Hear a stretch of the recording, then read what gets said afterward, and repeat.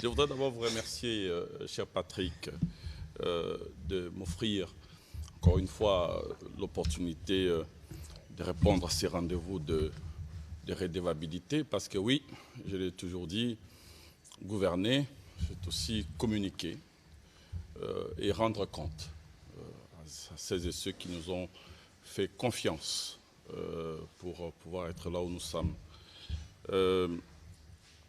Aussi, je voudrais profiter de ces micros aujourd'hui, lundi 18 mai, pour pouvoir rendre hommage à nos forces armées, parce que nous avons célébré leur journée hier, le 17 mai.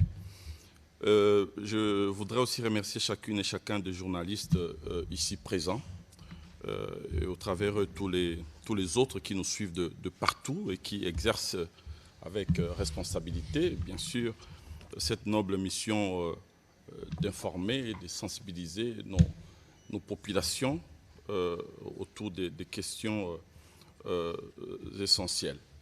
Avant de répondre à votre question, j'aimerais faire une petite introduction, parce que comme vous l'avez suivi les jeudis 14 mai, le ministère de la fonction publique, pour la première fois de l'histoire de notre pays, avait donc procédé à la publication du premier numéro de la revue Fonction publique en chiffres, un document inédit destiné à présenter de manière transparente et documentée la situation de toutes les ressources humaines de l'État, pas que les agents du régime général, aussi les militaires, les policiers, les magistrats, les personnels de l'ESU, les enseignants de l'EPST, comme on dit, l'éducation nationale aujourd'hui, les principales tendances aussi de gestion donc administrative de ces catégories, ainsi que les résultats des réformes que nous avons donc portées ces dernières années. Toute réforme durable reposant sur des données fiables. Pour la première fois, donc, notre administration accepte de se regarder en face au travers de ses propres données, des données qui rencontrent notre histoire administrative, qui révèlent en même temps nos fragilités et qui mettent en lumière des progrès, nos progrès, qui contrastent bien souvent avec certaines idées reçues, souvent largement partagées, et qui démontrent également que le redressement est véritablement en cours dans notre pays. Donc nous avons produit cette photographie de notre fonction publique telle qu'elle est aujourd'hui, non pas pour juger ou critiquer le passé, mais pour mieux comprendre notre situation présente et, bien sûr, nous permettre de préparer l'avenir. Des données fiables, pas seulement utiles pour le gouvernement, mais aussi désormais pour les chercheurs, les universitaires qui produisent du savoir, mais aussi, je l'ai dit, pour les journalistes, le média qui éclaire, informe et sensibilise l'opinion, mais aussi pour les citoyens, pour qui nous travaillons et qui nous font confiance, et nous leur devons à travers les chiffres transparence et vérité. Alors, les résultats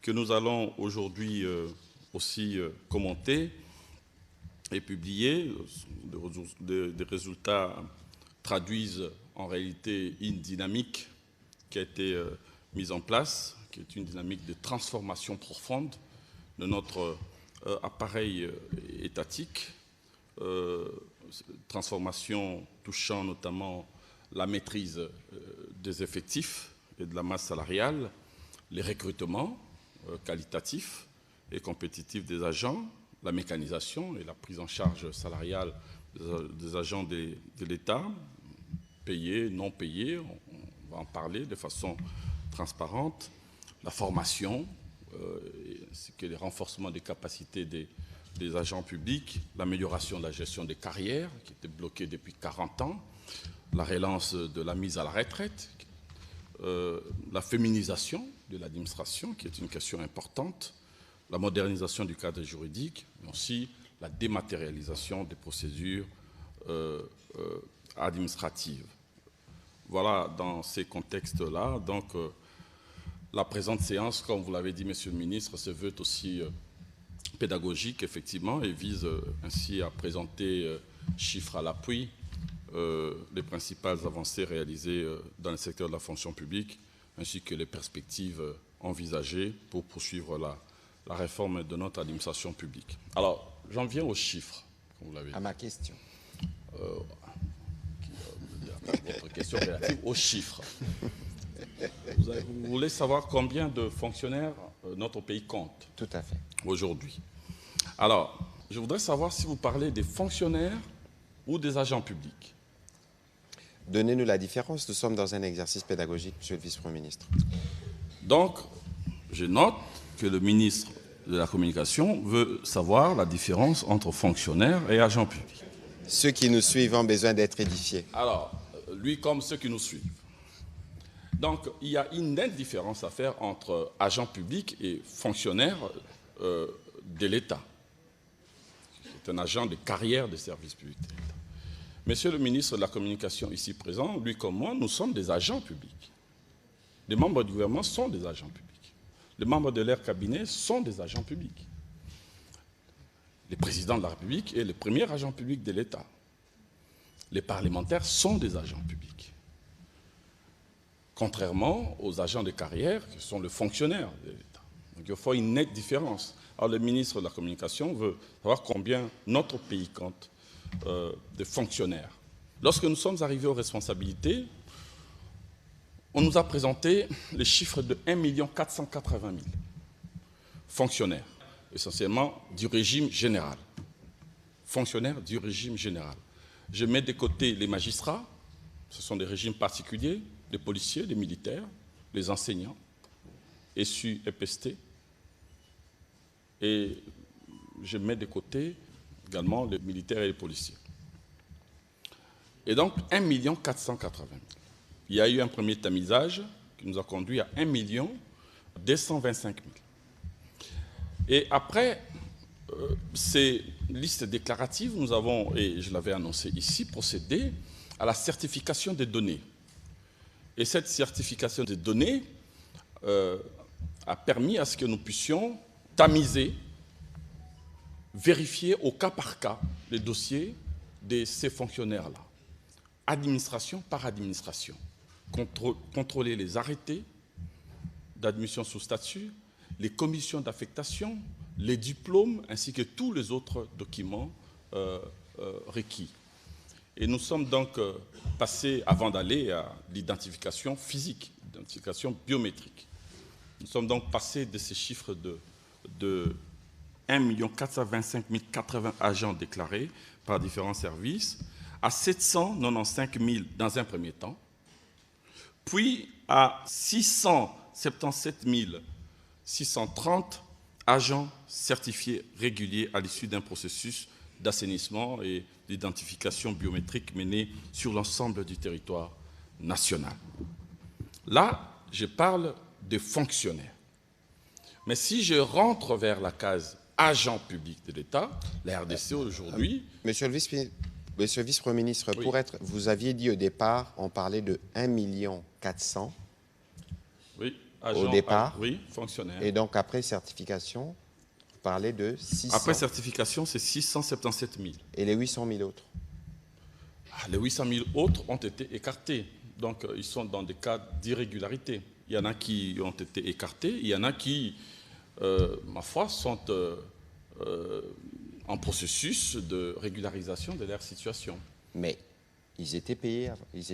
Certains étaient payés, certains étaient non payés. Comme vous savez, le gros de nos fonctionnaires, en tout cas les chocs des effectifs que nous avons eus, que nous avons connus en 2018, ce n'est plus un secret, 2018-2019, plus d'1 million, plus d'1 million de fonctionnaires ont été recrutés dans notre pays sans gestion prévisionnelle des effectifs, sans programmation budgétaire.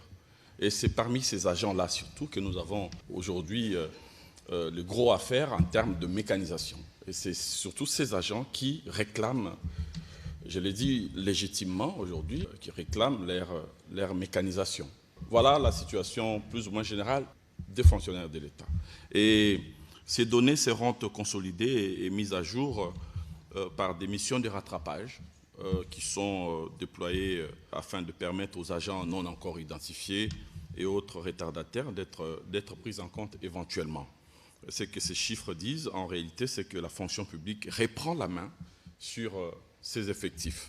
Mais en même temps, je voudrais parler des agents publics, parce que j'ai fait une différence nette, et je l'ai dit, entre fonctionnaires et agents publics.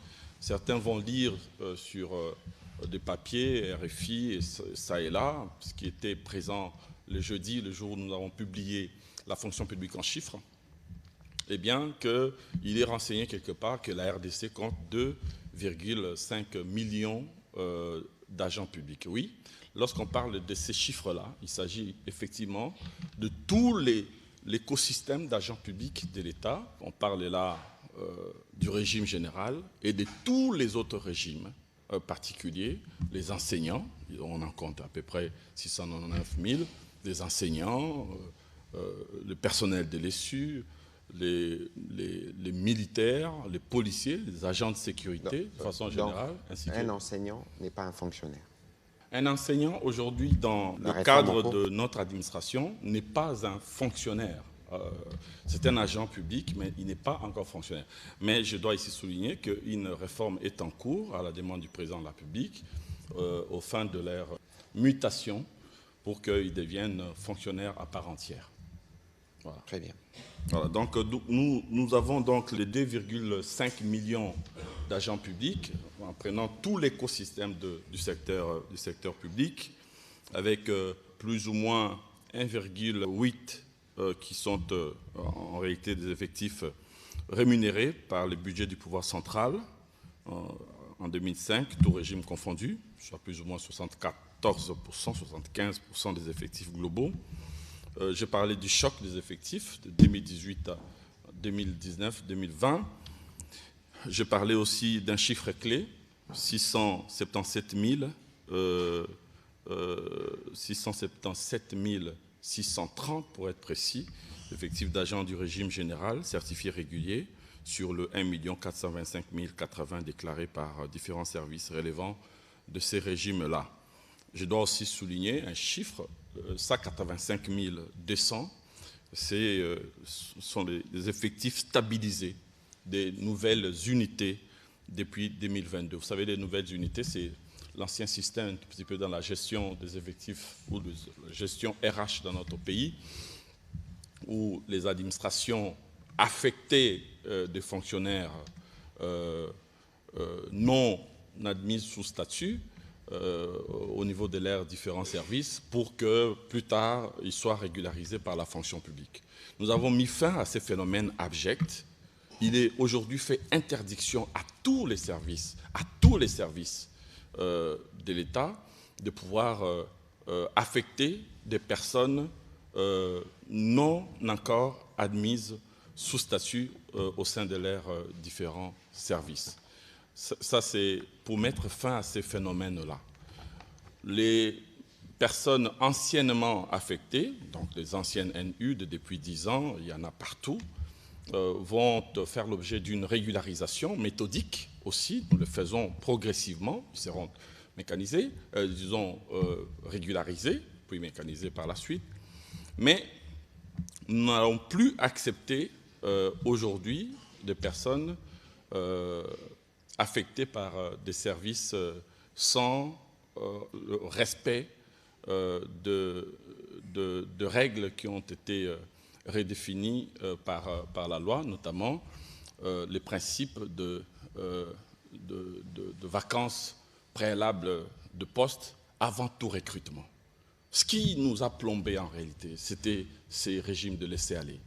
Ces régimes nous savons qu'il y a un taux de chômage assez élevé. Notre pays fait face à un chômage endémique, ce n'est pas un secret. Mais on ne pouvait pas ouvrir les vannes de cette manière-là en faisant entrer tout et n'importe qui dans la fonction publique, dans nos administrations.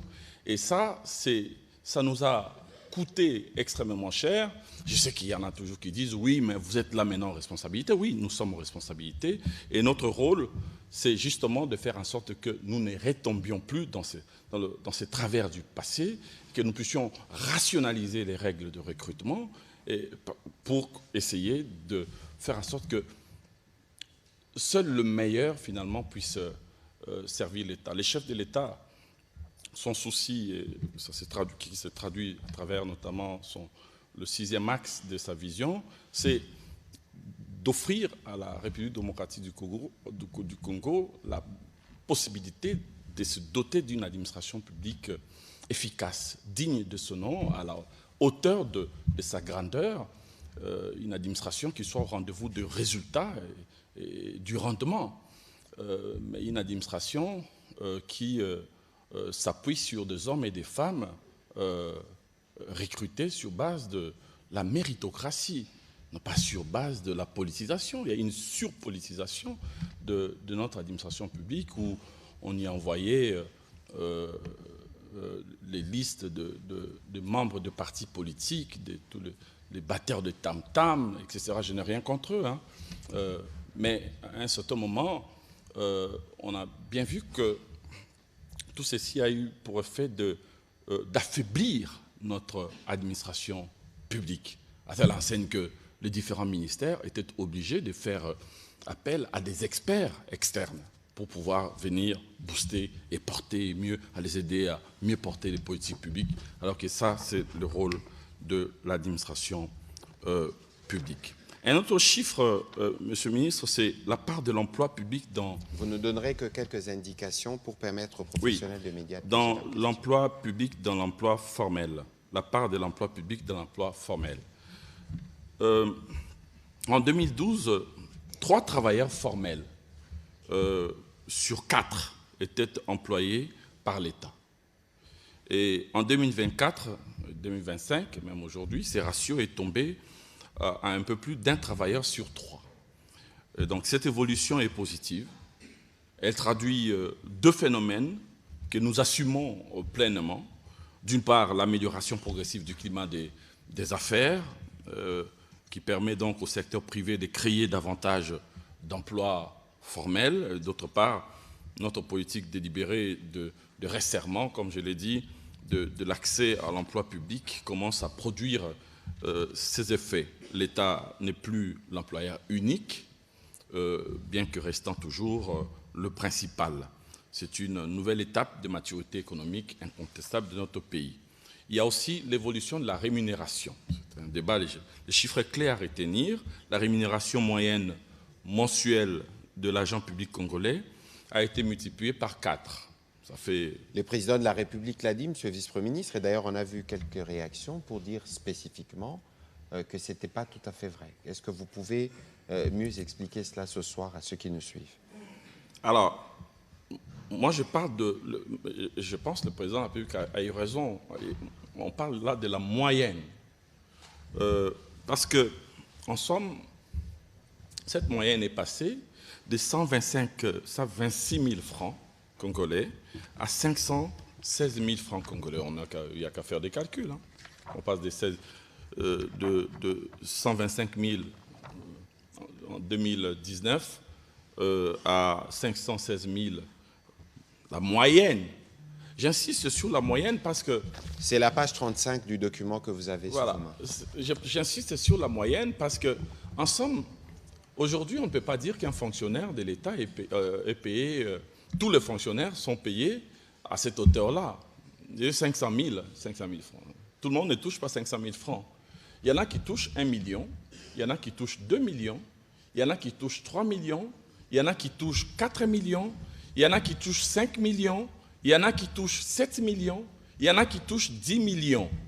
Bon, si on commence à faire des calculs, il y en a qui, ces fois, qui peuvent calculer leur moyenne fois 6, fois 7, fois 10, fois... Bon, maintenant, nous avons un combat à mener, un fait à reconnaître. Le fait, c'est qu'il y a des disparités, et je l'ai dit, des disparités qui existent entre administrations et surtout entre les administrations centrales et les administrations déconcentrées en province.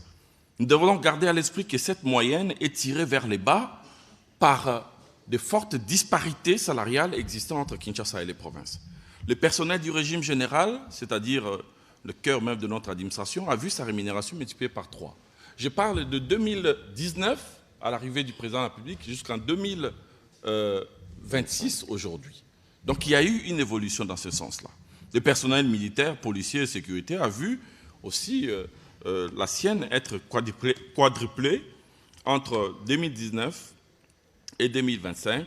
Et cet effort est délibéré. Et comme vous le savez, il traduit l'engagement du chef de l'État en faveur de nos forces de défense et de sécurité dans le contexte que vous connaissez.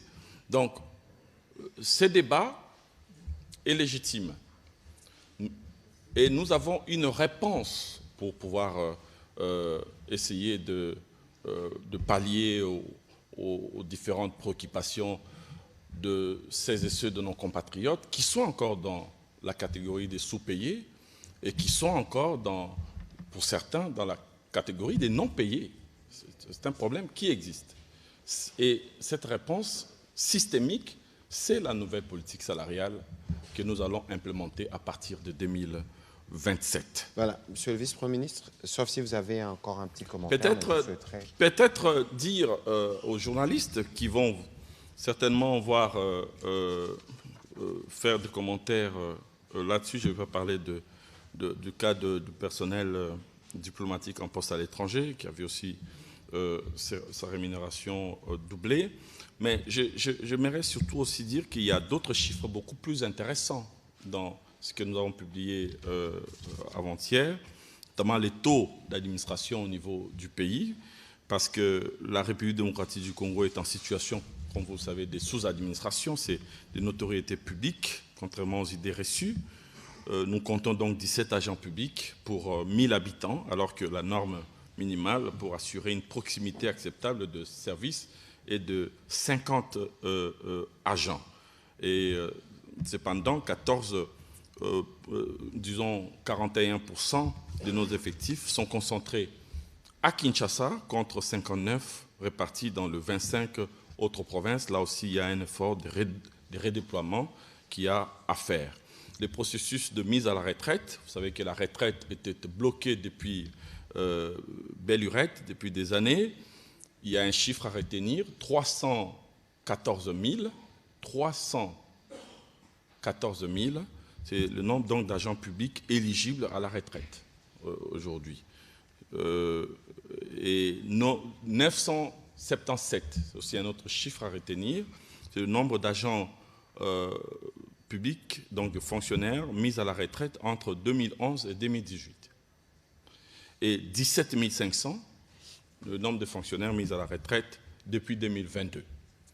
1200 le seront la semaine prochaine, 3000 le mois prochain.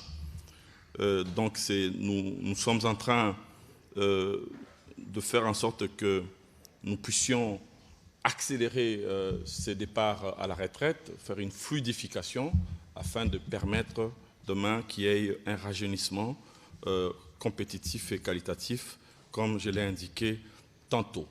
Il y a, avant de terminer, avant-dernier point, la promotion des agents. Là aussi, c'était le second blocage historique que nous avons levé. Pendant des années, la carrière des agents publics congolais était figée. Un fonctionnaire pouvait servir l'État pendant 2 décennies sans la moindre perspective d'évolution. Cette situation était inacceptable et elle décourageait l'effort et démotivait l'engagement. Aujourd'hui, retenez un chiffre, 68 659 agents ont été promus depuis que nous sommes aux responsabilités, ça veut dire depuis 2021. Enfin, il y a le système de sécurité sociale des agents publics. Il y a quelques chiffres là aussi à retenir. Lorsque nous sommes arrivés aux responsabilités, moins de 200 000 agents étaient protégés socialement, sécurisés. Voilà. Aujourd'hui, c'est 1 600 000 agents qui le sont. C'est 1 600 000. Lorsque nous sommes arrivés aux responsabilités, un huissier qui était mis à la retraite touchait 8 200 francs congolais. Il y a quelques années seulement, en 2021. 8 200. Un chef de bureau, c'était 11 500. Et un directeur de la fonction publique, c'était 21 000 francs. 21 000 francs, vous avez bien entendu, je parle de 21 000 francs.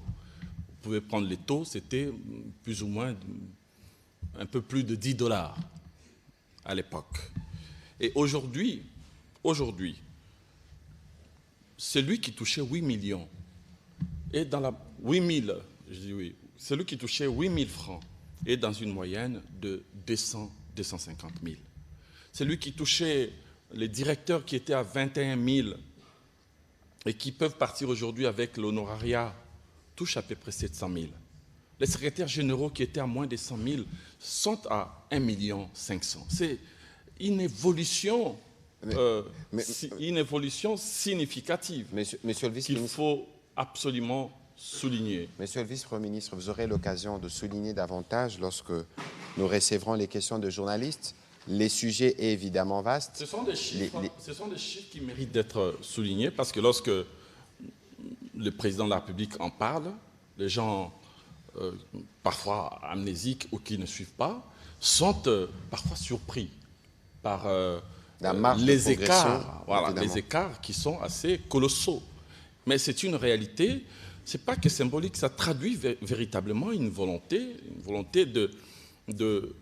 d'améliorer les conditions sociales de nos populations, en ce compris ici surtout les agents publics de l'État.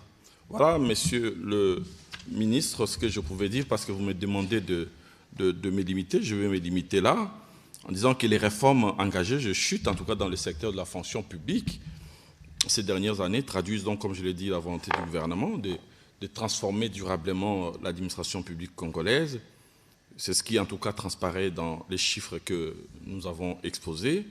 Et les résultats déjà enregistrés démontrent qu'une nouvelle dynamique est en marche, une fonction publique plus structurée, qui assume pleinement son rôle de DRH de l'État, une gestion plus transparente, parce que nous mettons sur la table les données, une meilleure prise en charge des agents.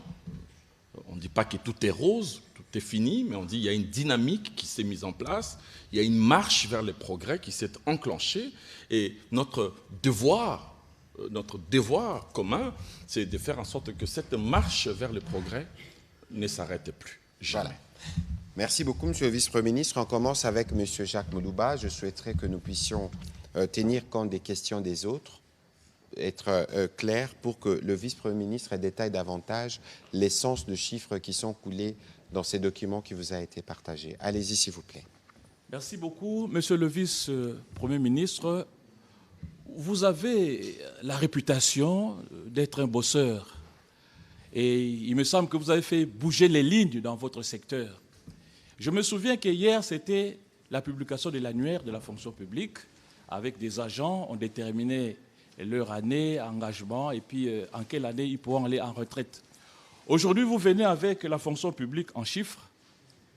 Félicitations pour ces innovations. Mais malheureusement, je dois le dire ainsi, vous venez d'éventrer les bois vous-même. Un chef de division du ministère des Finances, du Budget, de Mines, a un train de vie différent qu'un chef de division du ministère de la Culture et Arts. Vous l'avez dit. Disparité. Il faut vérifier encore. Hein. Il y a des disparités en termes de primes, en termes de salaire, vous l'avez dit, vous l'avez reconnu ici. Alors, pourtant, tous travaillent pour l'État congolais. La question est simple. À quand la convocation de la commission paritaire pour statuer sur les salaires des fonctionnaires et mettre fin à ces disparités qui dérangent aujourd'hui, monsieur le vice-premier ministre. C'est un problème sérieux. Quand est-ce que vous allez y mettre fin? Et ça sera dans l'actif ou dans votre actif. Nous ne pouvons plus accepter cet état des choses. Je crois que le président de la République a été clair là-dessus lorsqu'il est venu ouvrir les travaux relatifs à l'élaboration d'une nouvelle politique salariale dans notre pays. Il est insupportable que dans une même administration, qu'il y ait un chef de bureau d'une administration qui soit payé à hauteur de 7 millions, 8 millions, 10 millions de francs, et de l'autre côté, que d'autres puissent ramer, incapables d'atteindre 1 million de francs. Donc, tout comme aussi, comme je l'ai dit, il est tout autant inacceptable que parfois au sein d'une même administration, budget ou finance, fonction publique, mine, que certains, soit ici à Kinshasa, puissent toucher, je prends un exemple, 5 millions de francs, mais au sein de la même administration, ceux qui sont à Inongo, au Congo central, Grand Bandundu, Grand Oriental, Grand Équateur, Grand Kassai, Grand Katanga, en tout cas le Congo profond, puissent toucher 10 fois moins. 10 fois moins, cela ne se justifie pas. Ces écarts salariaux sont tout simplement inacceptables. Voilà pourquoi il a plu à son Excellence, Monsieur le Président de la République, de nous instruire, sous la coordination de Madame la Première ministre, chef du gouvernement, d'implémenter cette nouvelle politique salariale. Et nous l'avons adoptée. Et maintenant, très prochainement, je pense en juillet ou août, en tout cas avant août, avant le budget, que le budget ne se discute, le budget 2027, parce que je l'avais déjà annoncé que cette nouvelle politique salariale va commencer à être implémentée à partir de 2027. Donc, nous allons faire, il reste 2 étapes, portage au niveau des partenaires sociaux, des syndicats, donc il n'y a plus question de paritaire sectorielle, mais on va faire une grande rencontre avec tous les partenaires sociaux qui avaient déjà pris part à l'élaboration technique de la politique du premier draft de la politique salariale. Et ensuite, après, deuxième étape, ça sera au niveau du Conseil des ministres, avant que nous puissions maintenant voir avec les ministres du budget, lors des prochaines conférences budgétaires ou l'élaboration du budget 2027, comment commencer à implémenter cette nouvelle politique salariale destinée essentiellement justement à lutter contre les disparités entre administrations, entre notamment les agents prestants à Kinshasa et ceux prestant en province.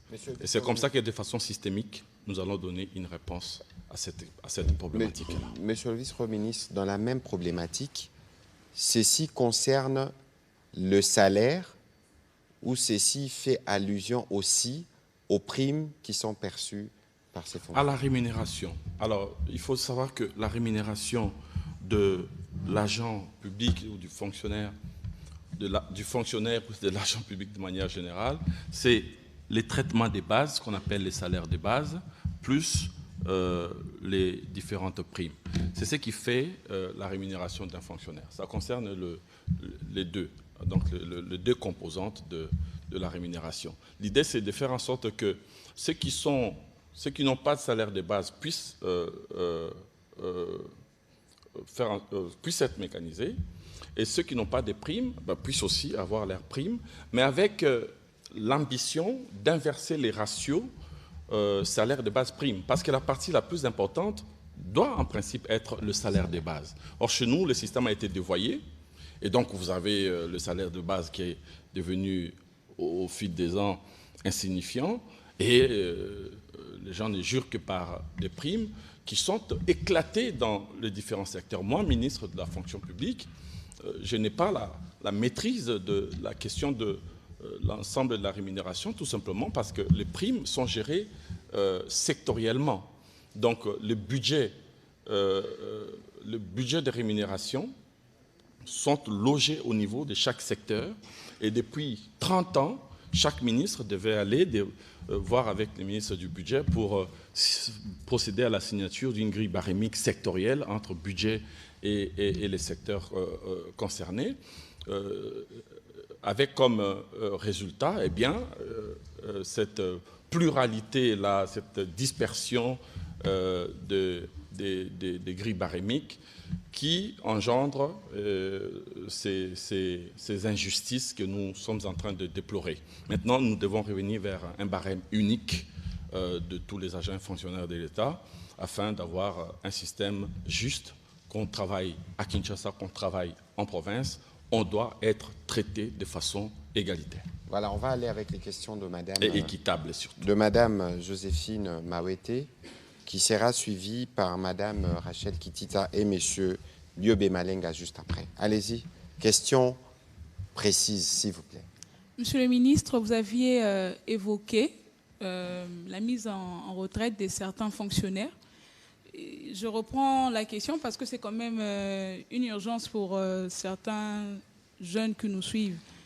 La mise en retraite, combien de temps cela va-t-il vous prendre? Parce que en 2017, il y avait eu un recrutement à la fonction publique des 1000 jeunes, certains sont sortis fraîchement des universités.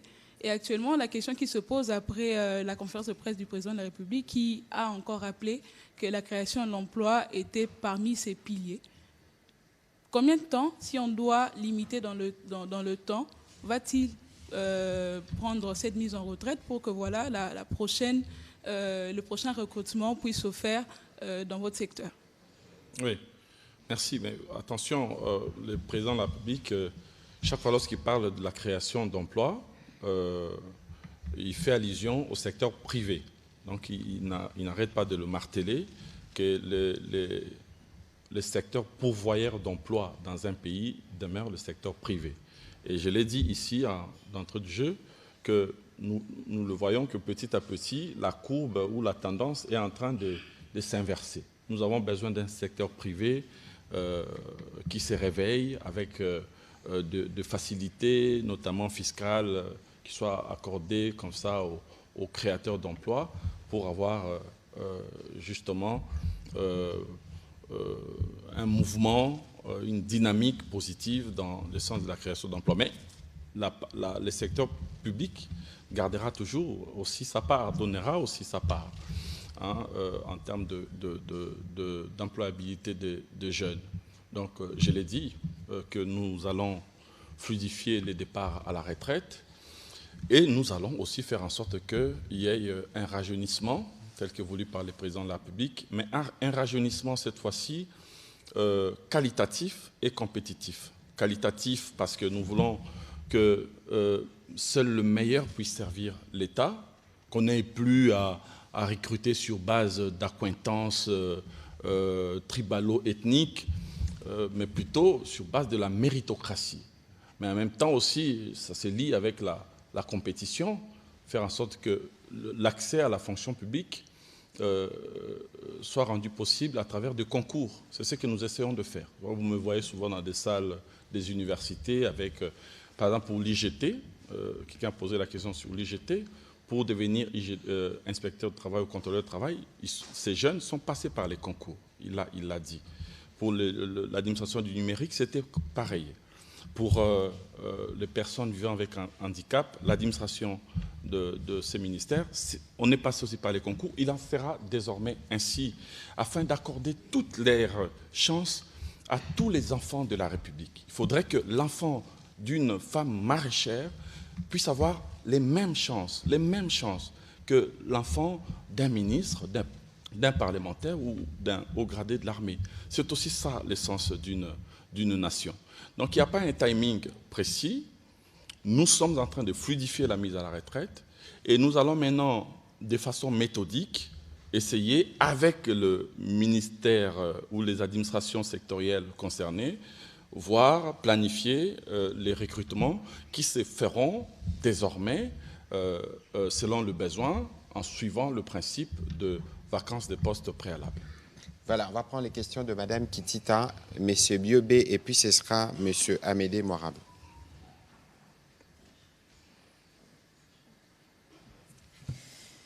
Merci beaucoup, Monsieur le porte-parole. Deux petites questions au vice-premier ministre et ministre de la fonction en charge de la fonction publique. Vous terminez par Le ministère du numérique, je vous ai suivi tout à l'heure qu'il y a eu un recrutement.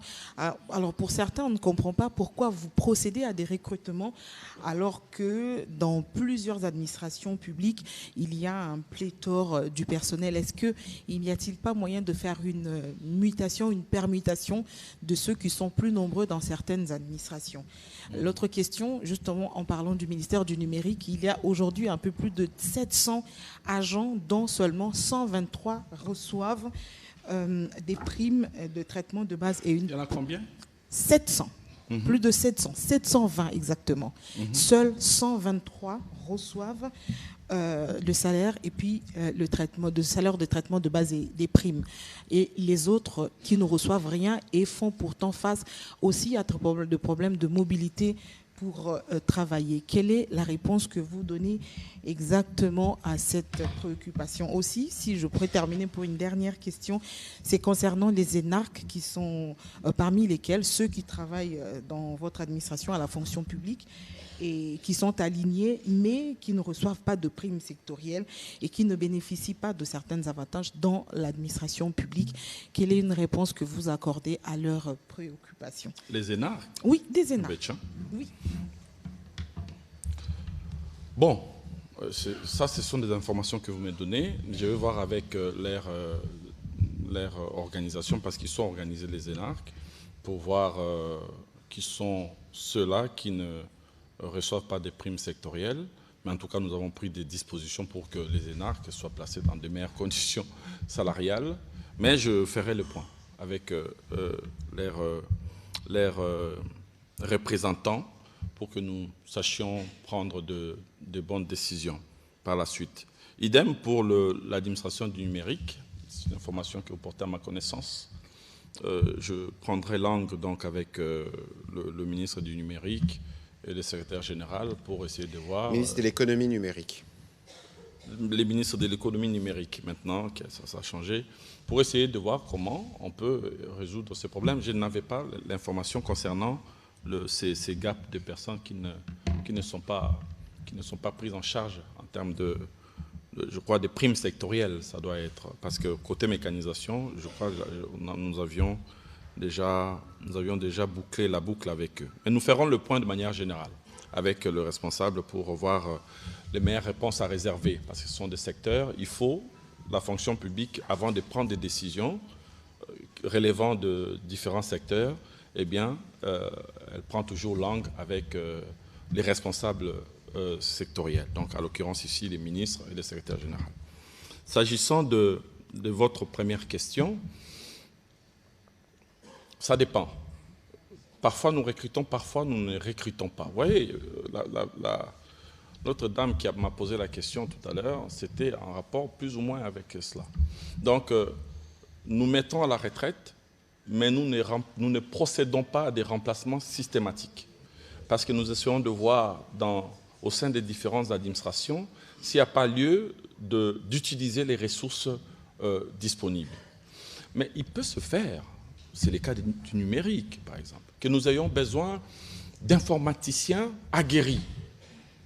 Alors que je vous ai parlé de recrutement, des complaisances qui ont été faites par les passés. J'ose les mots, je n'ai pas peur de les dire.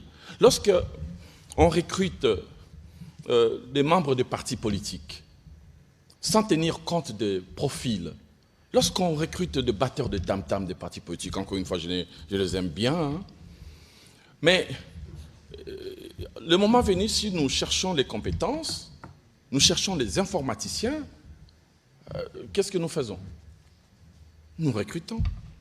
Si demain, avec l'implémentation de la couverture santé universelle, le ministre de la Santé vient me voir pour dire que nous avons besoin de spécialistes, des neurologues, nous avons besoin de spécialistes en gastro et en autres spécialités de la médecine. Moi, je ne vais pas dire que non, on ne peut plus recruter. Nous avons au sein de nos administrations des jeunes gens qui ont été recrutés en 2018 qui peuvent venir opérer, notamment Mme Rachel Kichita. Non. L'État recrute selon le besoin, des besoins réels. Et l'État ne peut employer que des personnes dont il a réellement besoin. Et c'est ce que nous sommes en train de faire. Il n'y a plus de recrutement à l'aveugle. Il n'y en a plus. Si vous regardez, vous venez, vous faites des recherches, vous êtes journaliste d'investigation, vous verrez que nous n'octroyons plus de numéros matricules comme des cacahuètes, un peu comme par le passé. Nous sommes beaucoup plus regardants. Avec les différents secteurs, nous essayons de voir s'il y a besoin de recruter, il faut vraiment qu'il y ait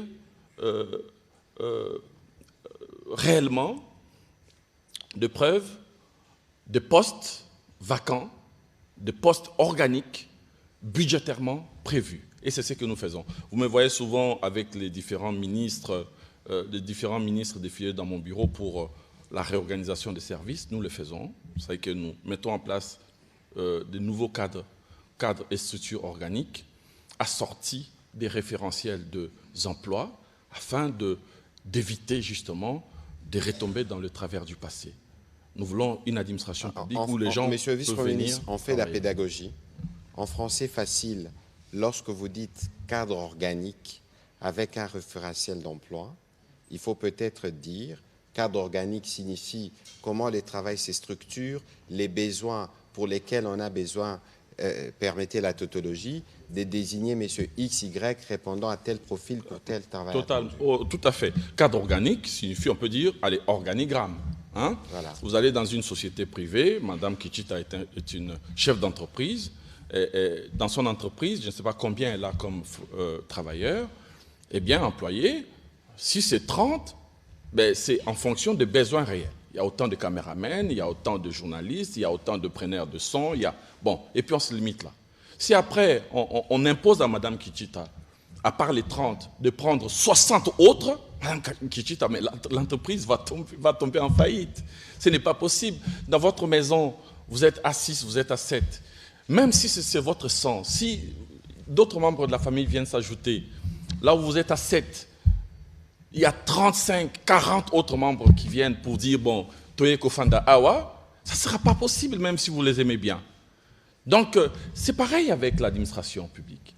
Donc, il faut avoir ces cadres organiques-là, l'organigramme, assorti de missions, où on sait telle direction a autant de divisions, telle division a autant de bureaux, tel bureau dispose d'autant d'agents. Et on ne peut pas dépasser les maxima des effectifs tels que prévus dans le cadre organique. Or, chez nous, ce que nous avons fait, nous avons tout fait faux. Et nous avons tout inversé, nous avons tout perverti, tout dévoyé. Ce qui fait que là où il y avait 20 personnes, nous avons mis 200 personnes. Là où il fallait avoir 30 personnes, ben, il y a 250 personnes. Donc du coup, cette pléthore est devenue ingérable. Et je vous ai dit qu'on a injecté dans l'administration publique 1 million de personnes brusquement, sans prévision budgétaire, sans gestion prévisionnelle ensemble des effectifs. Et je remercie ici le ministre Mouyaya qui a fait ce travail de rationalisation avec moi. Il est venu pour que nous puissions moderniser l'administration du ministère de la Communication et médias. Et aujourd'hui, vous avez maintenant un organigramme qui est bien connu, qui est bien fixé. Et nous avons signé comme une sorte de contrat pour que, avec le secrétaire général, en responsabilisant les administratifs, les responsables administratifs, pour que nous ne dépassions pas les effectifs maxima. C'est un peu ce qui se passe maintenant. Donc, là où il y a possibilité de redéployer, nous redéployons. Là où il y a besoin de recruter des nouveaux parce qu'il faut des profils particuliers, là, en ce moment-là, nous recrutons. À l'occurrence, vous avez fait allusion, j'insiste, au ministère du numérique ou de l'économie numérique. Là, on avait besoin Ministre, vraiment de personnes question, particulièrement compétentes. Merci beaucoup, Monsieur le ministre de la Communication, pour la parole m'accordée. J'ai une petite question au vice-premier ministre, ministre de la fonction publique. Aujourd'hui se pose un problème. Il y a un certain nombre des agents de la fonction publique qui ont bel et bien leur numéro matricule, mais qui ne figurent pas sur la liste des rémunérations. Comment pouvez-vous expliquer cela? Des rémunérations qui ont des numéros matricules, mais qui ne touchent pas leur argent. Qui ne touchent pas leur salaire. C'est ça votre question? Oui. Mais je l'ai dit tantôt, j'avais répondu. Je crois que vous avez déjà votre question sur papier. Non, vous avez été beaucoup plus ésotérique.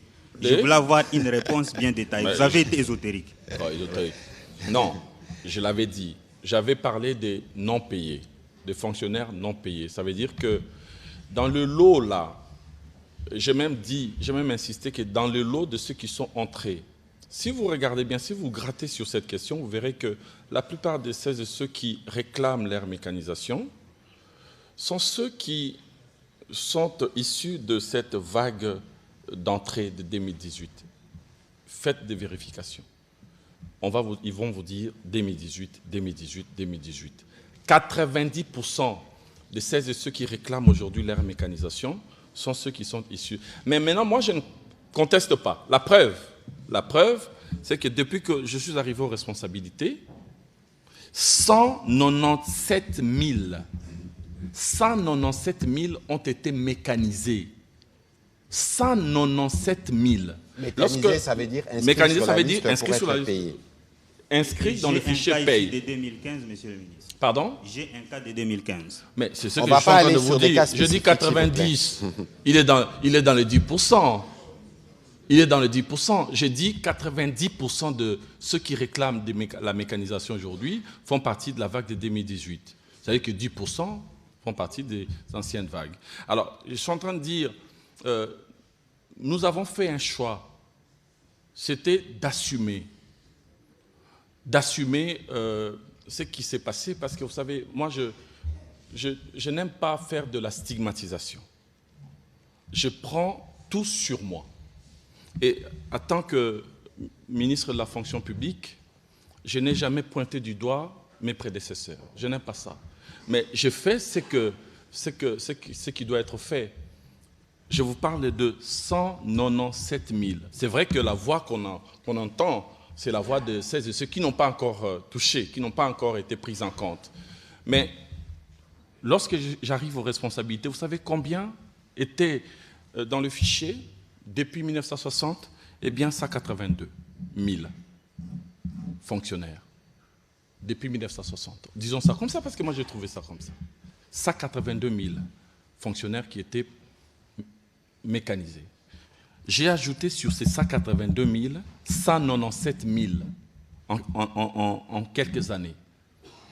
Et nous sommes en train de continuer sur cette dynamique pour que nous puissions prendre en compte tout le monde. Mais attention, nous faisons en sorte que, et c'est ça aussi l'un des principes qui sera porté par la nouvelle politique salariale, nous faisons en sorte que seuls ceux qui prestent réellement soient mécanisés. En somme, nous n'allons plus, à partir de 2027, rémunérer les numéros matricules. C'est terminé. Nous allons rémunérer les travails accomplis. Voilà, merci.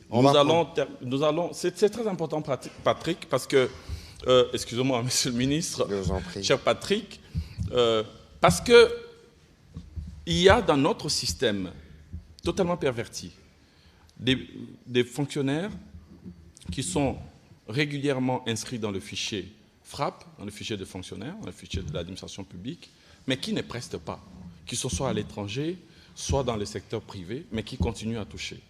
Donc, ce que nous allons faire, et il y en a d'autres qui prestent, mais qui, comme vous l'avez si bien souligné, ne sont pas rémunérés. Donc, ce qu'il faut faire, c'est rendre justice à ces gens-là qui ne touchent pas leur salaire alors qu'ils travaillent.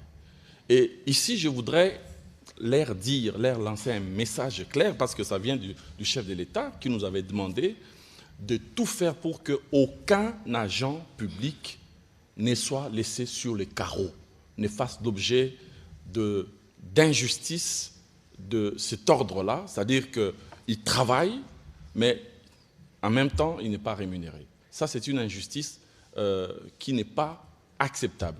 Nous ferons tout, mais alors tout, pour que d'ici 2027, que tout le monde soit inscrit dans le fichier paye et en fonction, évidemment, de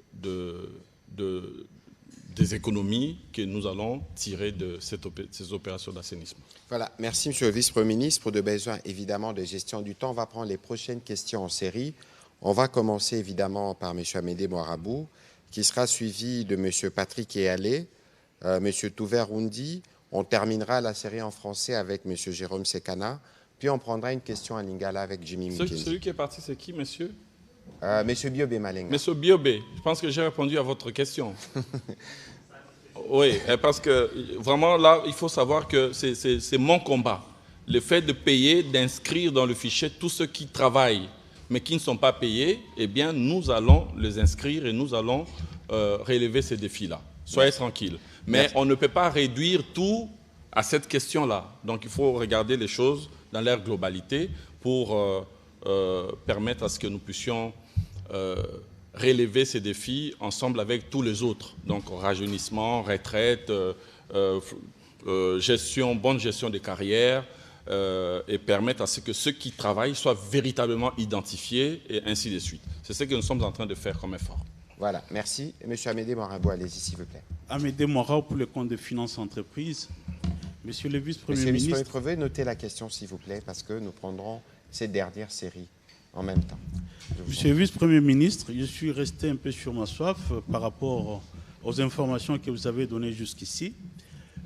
Je m'attendais à ce que tous les chiffres que vous donnez viennent répondre aux inquiétudes à la fois du Fonds monétaire international et du président de la République.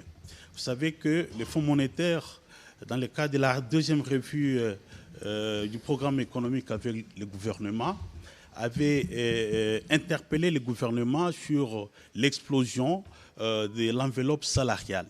Il avait même parlé d'un risque budgétaire majeur. Et à la suite de cette position du FMI, le président de la République a instruit pour un audit liquidatif de la paye des agents et fonctionnaires de l'État pour savoir les effectifs exacts et l'enveloppe salariale et maîtriser l'enveloppe salariale. Mais ici, vous nous présentez des chiffres, mais sans dire exactement l'impact qu'ont ces chiffres sur l'enveloppe salariale, puisque jusque-là, on se plaint qu'il y a une explosion de la masse salariale. Alors, il faudrait maîtriser les effectifs pour permettre à ce que les gouvernements soient en mesure de payer régulièrement et correctement, surtout ceux qui travaillent effectivement.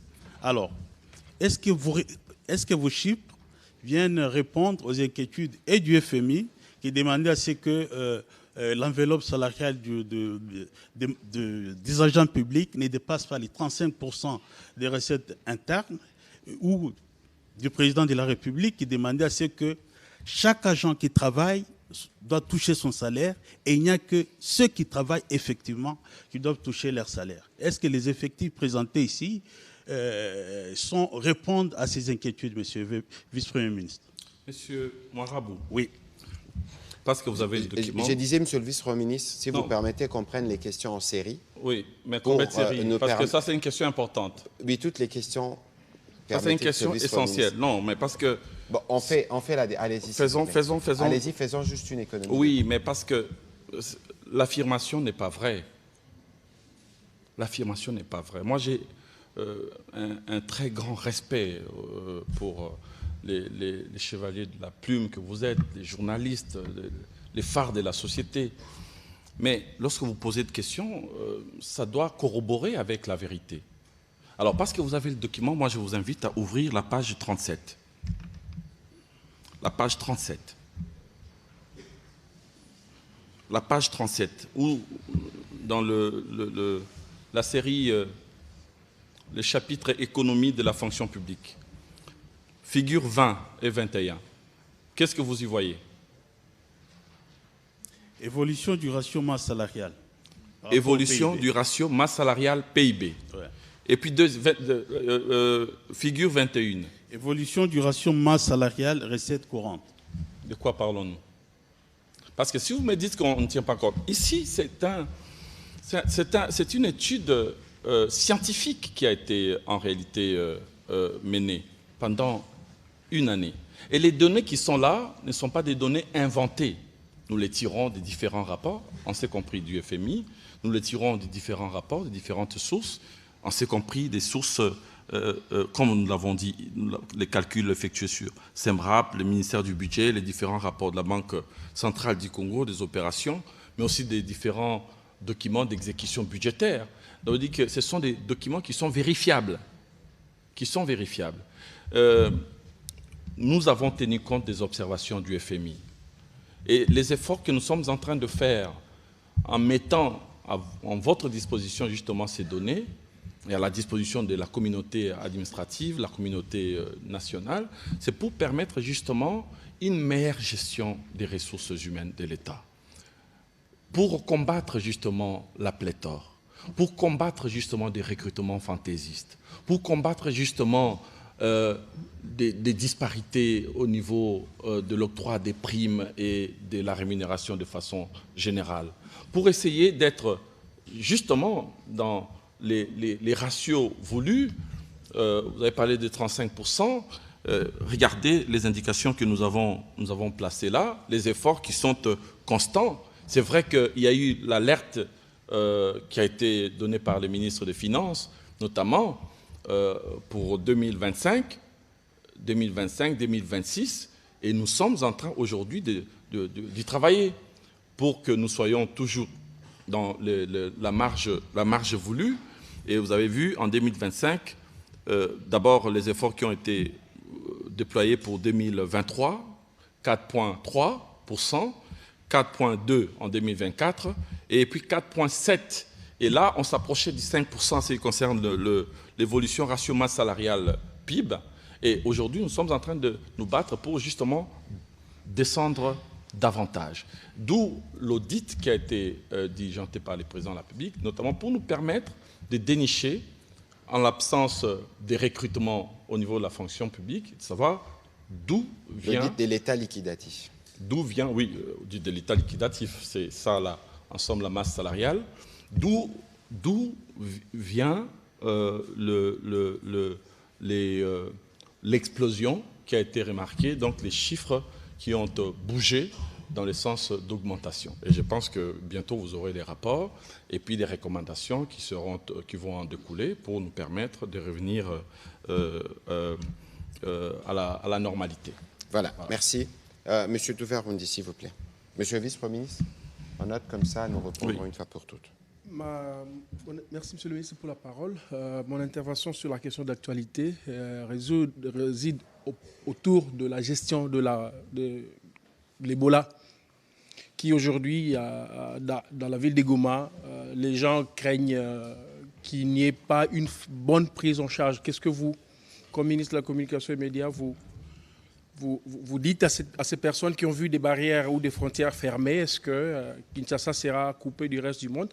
Et au VPM de la fonction publique, actuellement, il s'observe dans la zone sous administration de la rébellion des recrutements en masse pour la fonction publique. Allez-vous tenir compte de ça? Monsieur Patrick Eyal, allez-y. Je vais demander à monsieur Moulegua de venir aussi parce que visiblement, il avait une question que je n'ai pas notée tout à l'heure. Allez-y, s'il vous plaît, monsieur. Merci, monsieur le ministre. Monsieur le VPM, vous avez répété que dans le passé, il y avait une politisation de recrutement. Parlons, pour vous reprendre, des batteurs des tam-tam. Pouvez-vous, droit dans les yeux, nous dire qu'aujourd'hui, au sein des partis de l'Union sacrée, on n'y en voit pas les batteurs de tam-tam s'y trouvant dans la fonction publique? Deuxième question, pouvez-vous nous donner un chiffre précis, dans un secteur précis où il y a eu triplement de revenus? Merci. Merci. Je n'ai pas compris la deuxième question. Où il y a eu triplement de revenus. Triplement de revenus. Un chiffre précis dans un secteur précis dans la fonction publique où il y a eu triplement de revenus. La rémunération, vous voulez dire? Rémunération, oui. Ouais, merci. Allez-y.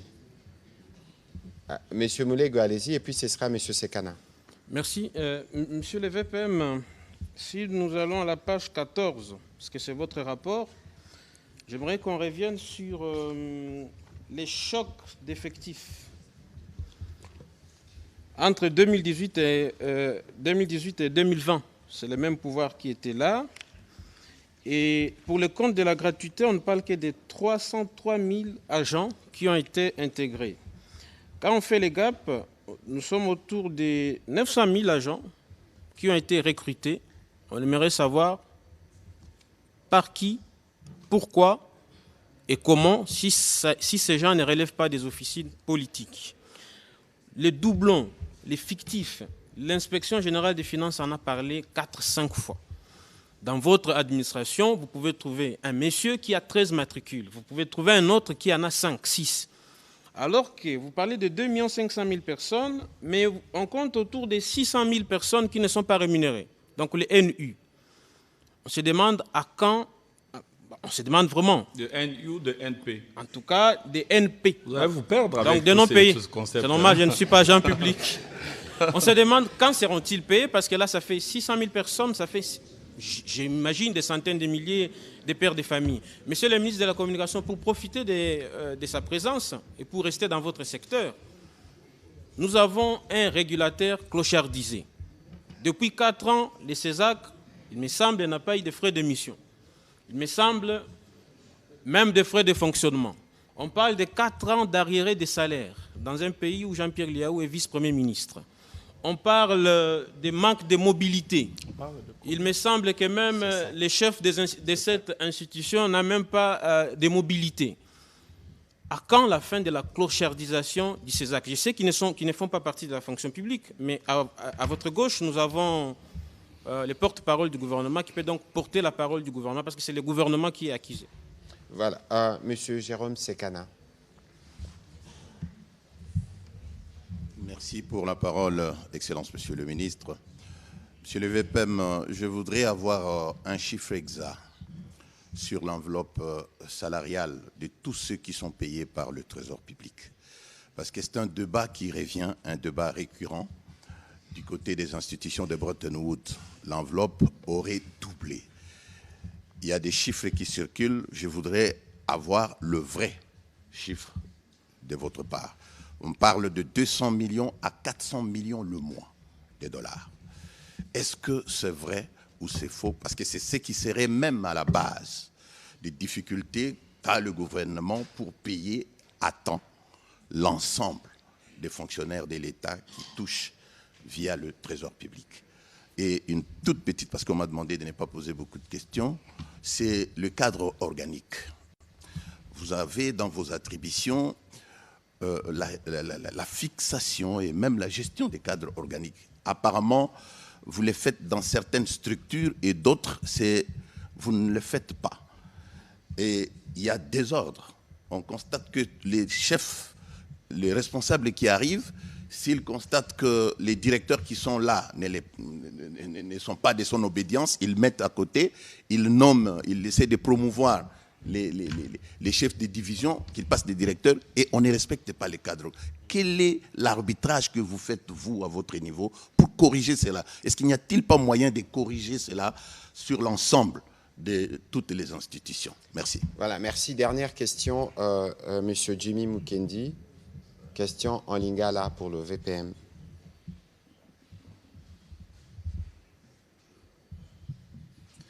Merci, Excellence, Monsieur le porte-parole du gouvernement pour la Maloba.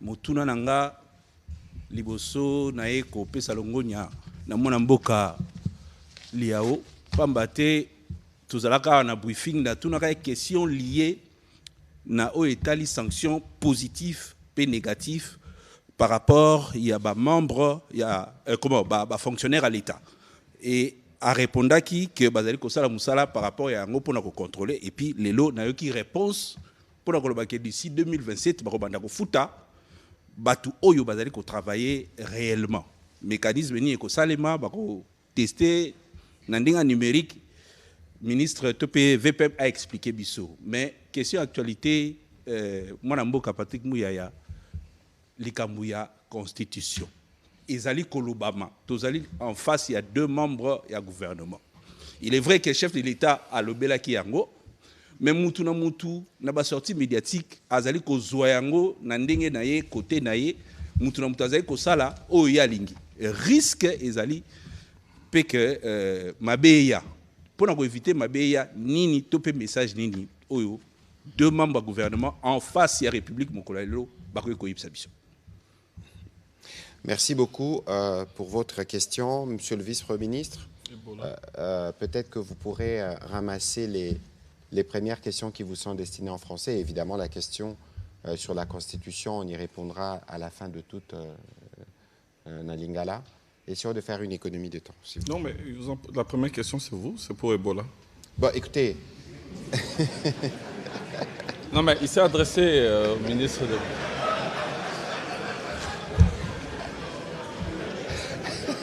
C'est le porte-parole du gouvernement.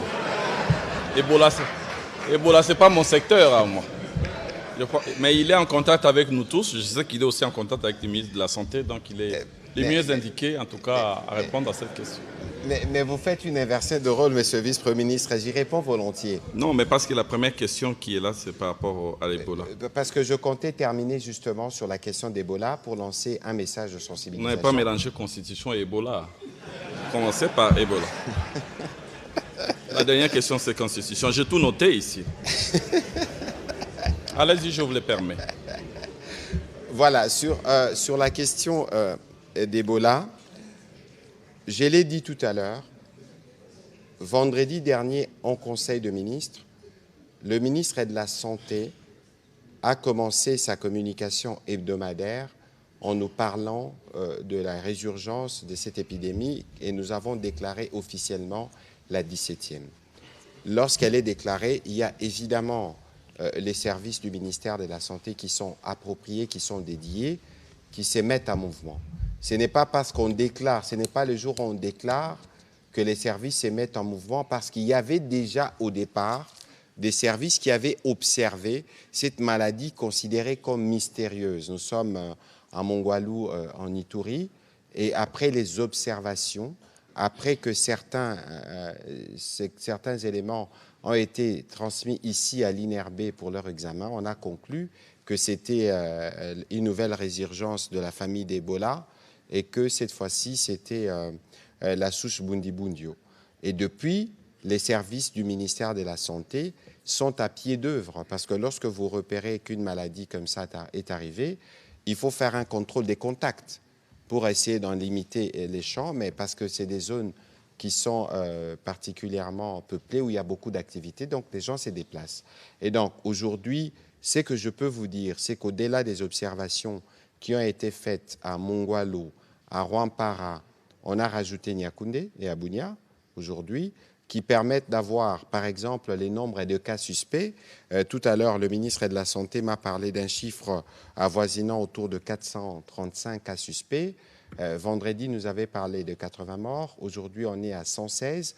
Mais même ces morts, il y a des analyses qui continuent, parce que les morts, c'est peut-être des morts qu'on a répertoriés dans les communautés. Peut-être que tous ne sont pas forcément morts d'Ebola. Donc, il y a des analyses, et c'est pour ça que nous avons mis en place au niveau du gouvernement un système d'alerte avec des communications régulières pour nous assurer que les informations, dès qu'elles arrivent, elles sont transmises. Les éléments nouveaux que nous avons enregistrés aujourd'hui, c'est 2 cas à Butembo, spécifiquement dans la zone de santé des Katoa, et 1 cas à Goma. Nous avons aussi dit que nous avons une certaine expérience dans la gestion de l'épidémie. Nous avons aussi dit pas de panique. Évidemment, il ne faut peut-être pas tomber tout de suite dans les pièges des médias qui en parlent, parce qu'évidemment, une épidémie mérite d'en parler. Il n'y a pas de cas à Kinshasa, il n'y a pas de cas dans les autres provinces. Les cas qui sont connus touchent ces zones de santé que j'ai mentionnées. En Ituri, il y en a 3. Il y en a à Butembo, il y en a aussi à Goma.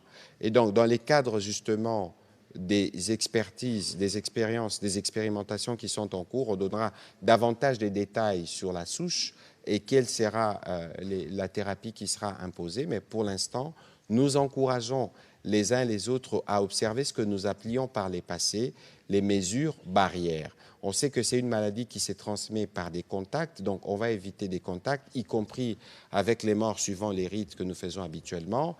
C'est une zoonose, donc une maladie qui vient des animaux. On va éviter de manger les animaux, des viandes boucanées, surtout lorsqu'ils ne sont pas suffisamment cuits. Et toutes ces mesures peuvent nous permettre déjà dans un premier temps d'en limiter la portée. Évidemment, si vous étiez au courant de quelqu'un qui était au contact de quelqu'un, il faut contacter les services habilités. Et donc, pour l'instant, ce sont les informations qu'on peut mettre à votre disposition. D'autres détails arriveront plus tard au fur et à mesure que les services pourront donner les rapports. Voilà, Monsieur le Vice-Premier ministre, j'ai répondu à la première question à laquelle vous teniez tant. Allez-y pour vos questions pour nous permettre de terminer cet exercice. La santé, hein, la santé avant tout. La santé avant tout, cher Patrick. Alors, donc, les journalistes, comment il s'appelle Touvert Rundi. Rundi a enchaîné après Ebola sur le recrutement massif qui s'observe dans la partie, dans les zones occupées, comme on a dit. Alors, évidemment, tous ceux qui sont recrutés par les occupants ne seront pas pris en compte le moment venu dans la fonction publique. Je souligne que nous avons levé l'option à la demande sur instruction du chef de l'État de ne pas priver nos compatriotes de l'Est de leur rémunération. Et même celles et ceux qui sont partis ne seront pas en réalité sanctionnés. Donc il y a là un cas de force majeure qui a conduit à ce que certains puissent quitter leur lieu d'habitation. Donc dès lors que nos territoires seront libérés, nous l'espérons d'ailleurs très vite, eh bien les fonctionnaires de cette partie du pays regagneront leur poste. Et celles et ceux qui ont été irrégulièrement recrutés par les occupants vont devoir être écartés, seront écartés. Alors, M. Eyalé me demande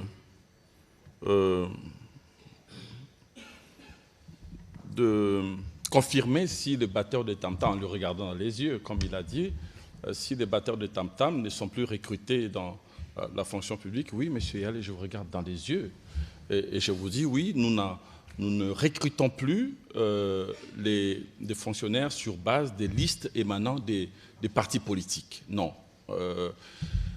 Si je vous dis qu'il y en a, il n'y a pas ceux qui tentent, je mentirais. Il y en a qui tentent de nous déposer leurs listes et autres, mais qui ne sont pas prises en compte. Donc, pardon ? Même dans mon parti, bien sûr, même dans mon parti politique, les gens font le concours. Nous les orientons, des jeunes de mon parti sont des jeunes comme des jeunes de tous les autres partis politiques.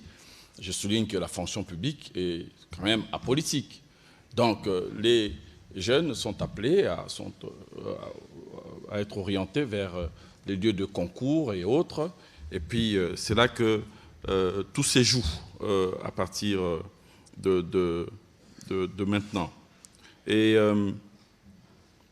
vous me demandez aussi de vous donner un exemple concret, là où on a multiplié par 3 la rémunération. J'ai parlé du régime général. Je prends l'exemple du régime général, par exemple. Je vous ai indiqué les chiffres 126 000. Nous sommes passés de 126 000 à 516 000. Faites vos calculs, tout simplement. Maintenant, et puis moi, j'ai insisté sur le fait que j'ai pris la moyenne. Ai-je dit que tout le monde a 516 000 ? Non, il y en a peut-être qui sont... Pourquoi j'ai parlé de la moyenne ? Il y en a qui sont en deçà, il y en a qui sont au-dessus. Mais ceux qui sont au-dessus, on le compte par dizaines de milliers. Il y a beaucoup de fonctionnaires, vous pouvez faire des investigations, qui touchent 1 million, 1,5 million, 2 millions, 3 millions, 4 millions de francs. Il y en a 5 millions, 6 millions, et ainsi de suite. C'est pour cela que nous devons implémenter très rapidement la nouvelle politique salariale afin de lutter contre les disparités au sein de nos administrations publiques. C'est ça la réalité. Donc, lorsque j'ai dit cela, il y en a qui vont dire « Mais tiens, c'est pas possible, moi je n'ai pas atteint les 516 000 ». Il y en a dans notre pays, surtout à l'intérieur du pays. Mais ici, à Kinshasa, d'autres vont en ricaner, vont dire, mais tiens, moi, j'ai pas 516 000, moi, j'ai 8 millions de francs. Voilà, ce sont là les réalités de chez nous. Les questions de M.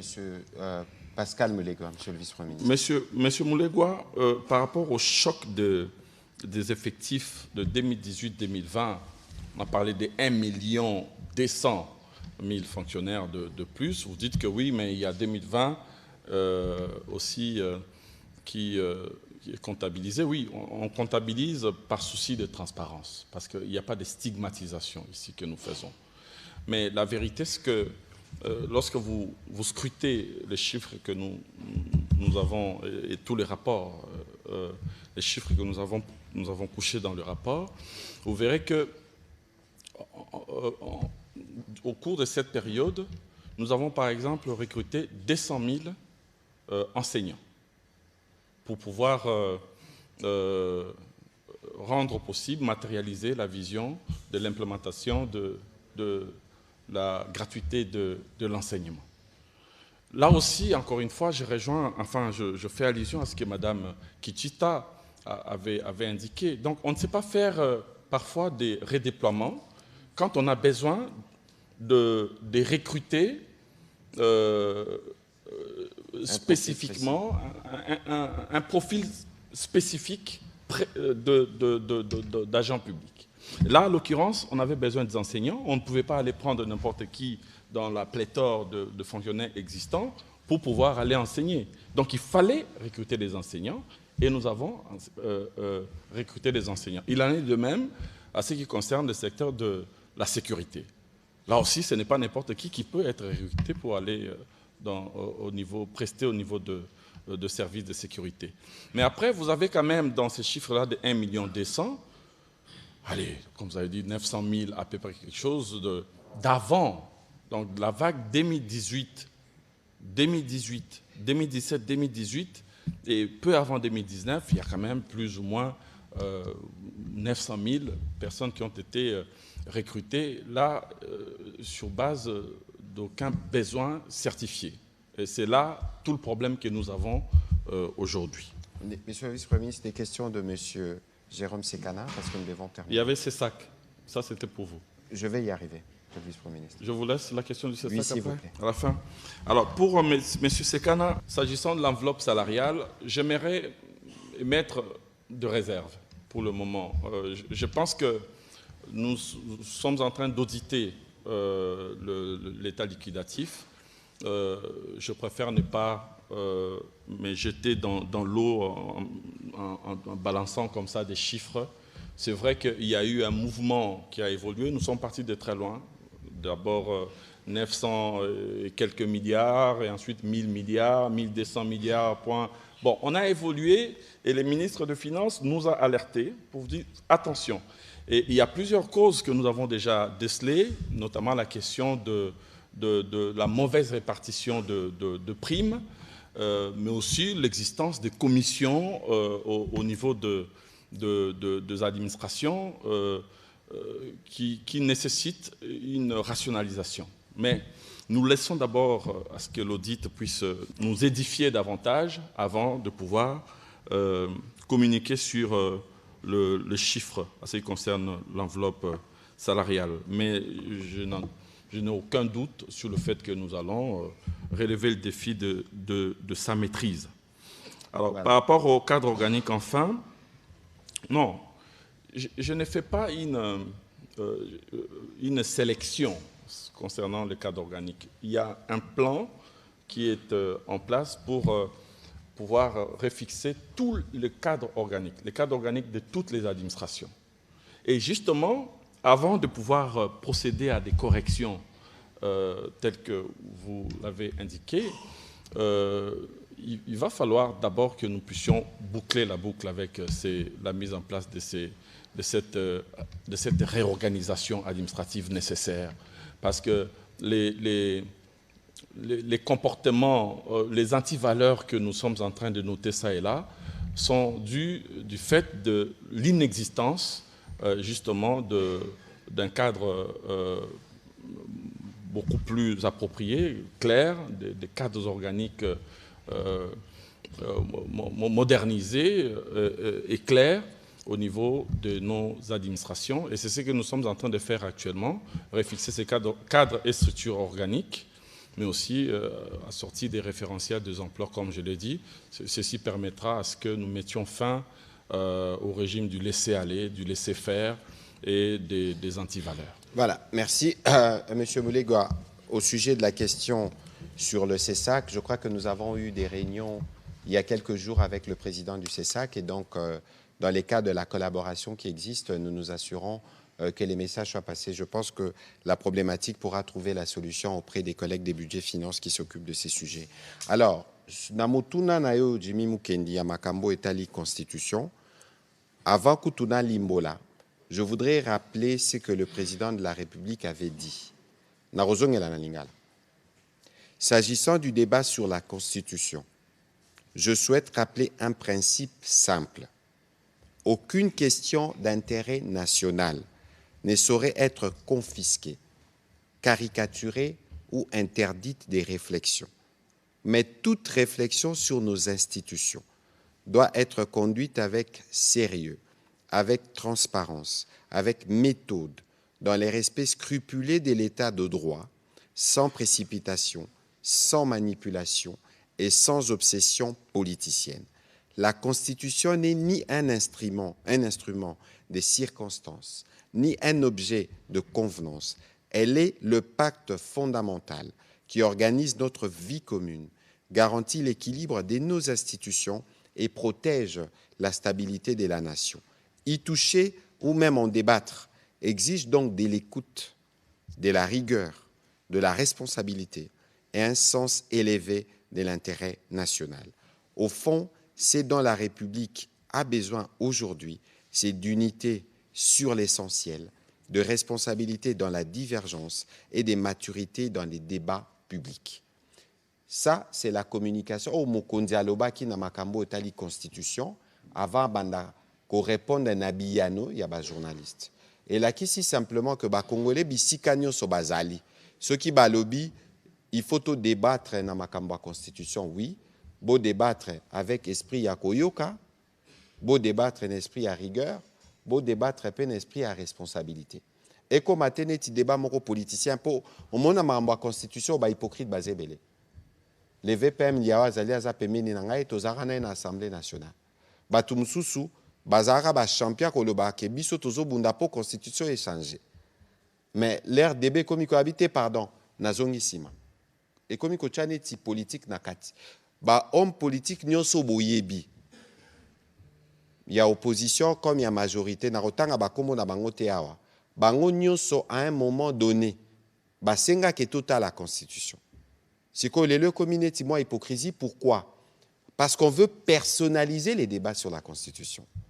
Les débats sur la constitution doivent porter sur comment nous renforçons l'efficacité de l'État. Je crois que ce qui totali question na le lenge wana tokomo na mo éclairage biso nyonso to kana bande ko na poto batinde la biso ba mongo na ba western ngana ke na rapoto na ba diaspora nyonso ba lo ba monsieur le ministre double nationalité to kozwango mu kolonini bino nyonso boyebi ke nationalité na biso zara une exclusive oki ko cumula ngote wana zaka ka aspect moko na resepela VPM aba ki sape ya ye parce que yepe na domaine na ye oki ko la bino biso ki to lingi État ezala efficace. Administration publique na biso ezala na capacité à répondre à repesa biyano na ba problème à ba congolais. Mususu il faut total à disposition telle. Donc totikana nous dépersonnalisation wana. Il y a débat total ana nous 20 ans après l'air doit ko discuter ba eloroni to ko sala pour état na biso comme makasi. Monsieur le vice-premier ministre moi liloba mukie na marambo état de constitution.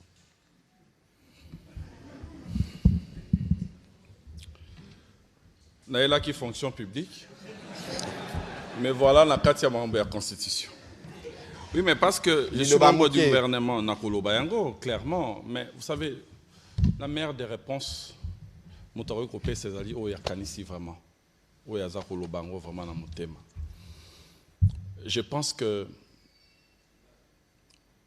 le débat démocratique est utile dans une société. celles et ceux qui sont contre le fait que l'on puisse toucher à la Constitution ont raison de défendre leur point de vue. Celles et ceux qui sont pour que l'on puisse changer ou réformer la Constitution ont aussi raison de défendre leur point de vue. En démocratie, chacun a le droit de défendre son point de vue. Moto akoki botola moninga na droit ya kozala na point de vue azalité. In fine, le plus important, c'est le dernier mot du peuple. Parce que nous sommes en démocratie, c'est le peuple qui doit trancher. Au lobby que ngana koki kozala tant que ministre de la fonction publique, M. Sekan a lobby leur mot d'important. À Bimisi Makamboya, enveloppe nyonso salariale. La PCMO en bas réserve, tu as un rendez-vous peut-être en émission spéciale, M. Sekan, avec M. Willy Kalinga qui n'est pas ce soir là. J'ai pensé à vous deux pour tout une émission spéciale pour en parler. Mais la réalité, c'est quoi? C'est que quand on parle de l'enveloppe salariale, on ne voit que des fonctionnaires. Il n'y a pas que des fonctionnaires. J'ai parlé ici de la différence entre les agents publics et les fonctionnaires. Quand on parle de l'enveloppe salariale, il y a aussi moi, il y a vous, les membres du gouvernement, nos cabinets, il y a les membres du Parlement, il y a toutes les structures qui sont rémunérées par l'État. Tout ça, ça constitue ce qu'on appelle l'enveloppe salariale. Il n'y a pas que des fonctionnaires, parce qu'on a bien tapé que sur les fonctionnaires. Pour que toi, améliorer la situation, mieux répartir. Est-ce que, toujours, est-ce qu'il n'est pas temps de s'arrêter un peu pour notre organisation de l'État? Est-ce que nous n'avons pas une société qui est sur-institutionnalisée? Est-ce que nous n'avons pas un État obèse? Avec plus de 10 000 élus. Un État obèse, éléphantesque. Oh, ils ont ça là que l'État est tellement kilo, à telle enseigne que Azak va engloutir à lui tout seul l'essentiel là. Oh, c'est ngeli que nous kotonga ba onzela, et tonga ba hôpitaux, et tonga bon. N'a pas ce cas exemple, mon retour Koloba. Je vais terminer en disant que la marche d'un peuple vers son destin, et c'est à un certain moment une remise en question, de façon humble. Ça dit que Botelemi, pour faire une remise en question, un état des lieux, sérieux. Est-ce que responsabilité est il y a chauffeur, il y a kumbi, to responsabilité pesali, il y a structure tozali na yango. Est-ce que ce n'est pas le moment n'est pas venu 20 ans après constitution votaki en place, to megarota là nini ezako tambolate. Ces débats-là, on ne peut pas les priver à un peuple. Ça dit que Moutou a quitté parce qu'Azali, homme politique, vous n'y touchez pas. Ah non. Moutou pas que nous touchons, mais vous taisez. Non. Les débats donc est utile. Moutou la Mouta repèse à point de vue naïe, et in fine, peuple a tranché. Ce qui est un point de vue nangai. Et puis en face, M. Sessanga, on a pris cet exemple, c'est un ami, je le salue.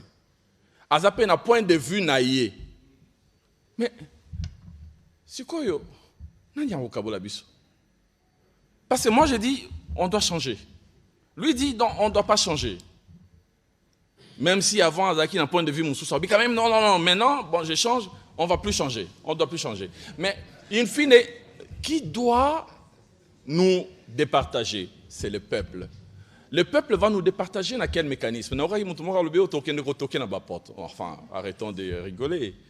Il y a des mécanismes prévus pour consulter le peuple. Il ne faut pas que pour changer, pour changer la constitution, il faut révolution Salam. Il faut révolution armée. Ce qui m'a razu Minduki à quoi ici institution. Là, on peut envisager éventuellement changement. Enfin, il faut arrêter, pardon.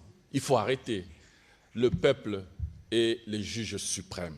Voilà. On dit ceci en droit.